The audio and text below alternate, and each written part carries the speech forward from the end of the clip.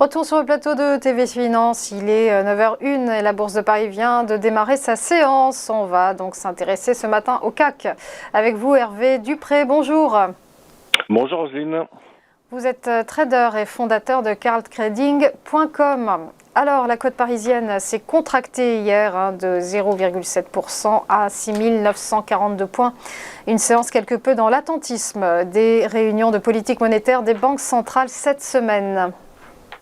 Exactement, on n'a pas grand-chose d'autre que ceci qui peut faire bouger le marché.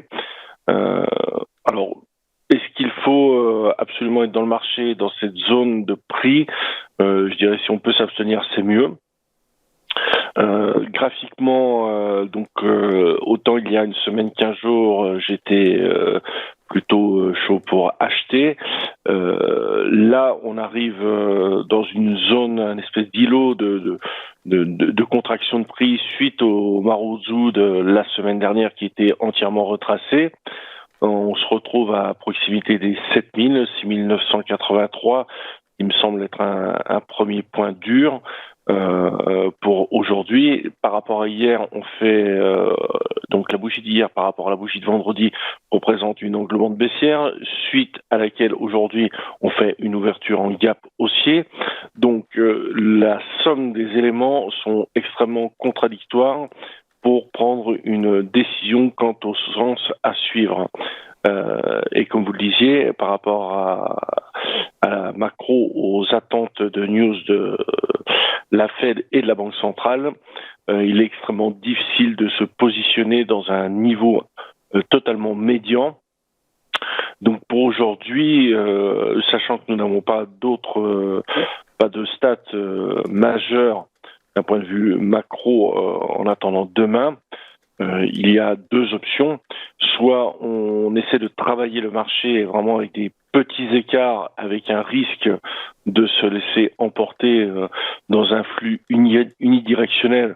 Alors à la hausse, qu'est-ce qu'on peut aller chercher? Là, je le disais, les 6983 représentent 6983, 7004 représentent la première résistance pour aujourd'hui. Au-delà, je pense que aller jusqu'à 7047 me semble déjà assez élevé. Et puis à la baisse, en revanche, même si on s'est arrêté hier sur le précédent all-time high à 6944, on constate qu'on a un joli gap dessous qui nous emmènerait jusqu'à 6866. La question, c'est la volatilité étant complètement compressée, le marché étant situé dans un niveau de prix médian, la prise de risque est relativement importante que l'on choisisse soit d'acheter ou de vendre. Donc, plutôt que d'essayer de deviner, entre guillemets, ou d'anticiper un mouvement, je préférerais attendre une sortie de phase, c'est-à-dire un déphasage marché important pour travailler un retour sur le neutral. Donc pour aujourd'hui, le conseil c'est plutôt d'essayer d'être super flexible, de prendre des tout petits écarts et vraiment de suivre le marché tant bien que mal, et ne pas anticiper ce soit reverse ou suivi de trend.